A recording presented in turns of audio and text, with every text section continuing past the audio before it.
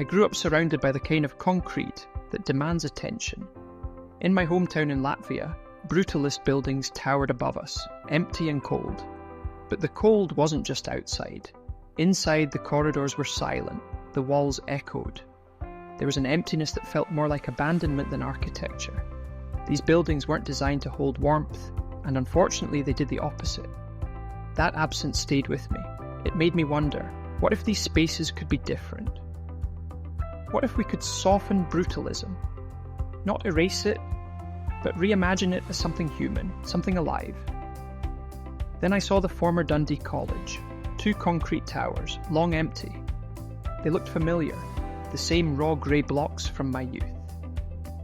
Could I give these towers new life as a home for all ages, where grandparents and grandchildren live together, sharing meals and laughter, each family with its own space, without losing independence? I wanted to create an intergenerational community within the building.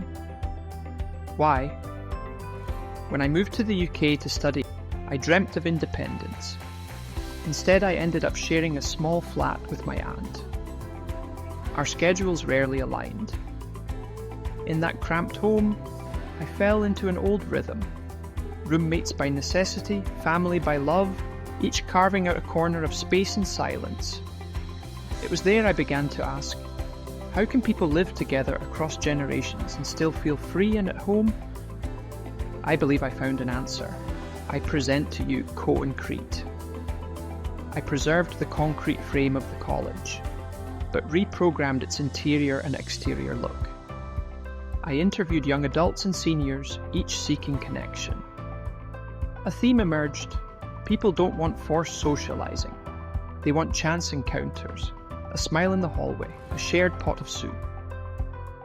During engagement task, I invited residents to co-design the building. I gave them little figurines cast in concrete, some tall, some squat, each a different colour and shape, to place and create different types of spaces. It was playful, but revealing. In minutes, participants built mazes of private rooms woven with open lounges and gardens. I saw it clearly.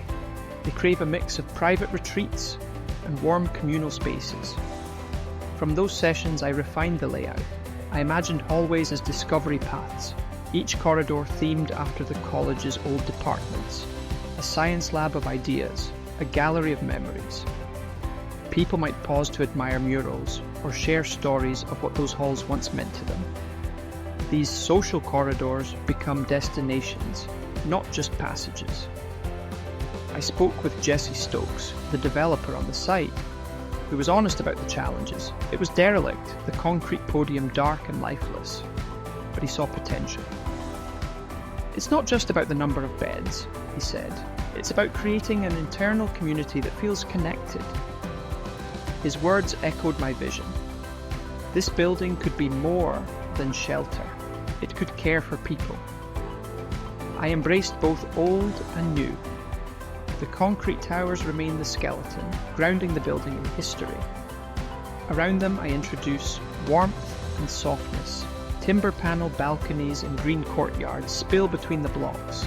Gentle skylights bring sunlight into spaces that were once dark. Imagine shared kitchens where generations cook side by side, quiet reading nooks for reflection, and rooftops where neighbours gather under the stars. Each space is layered for interaction. A lounge overlooking a courtyard, a bench by a sunlit window, all inviting conversation. Corridors are no longer cold hallways. They become meeting places. A bench by a window where an older neighbour chats with a student about the view, a small library nook inviting conversation. In every hallway, stories wait to be exchanged. This project isn't just adaptive reuse of concrete and steel. It's about taking something once rigid and transforming it into something soft and social.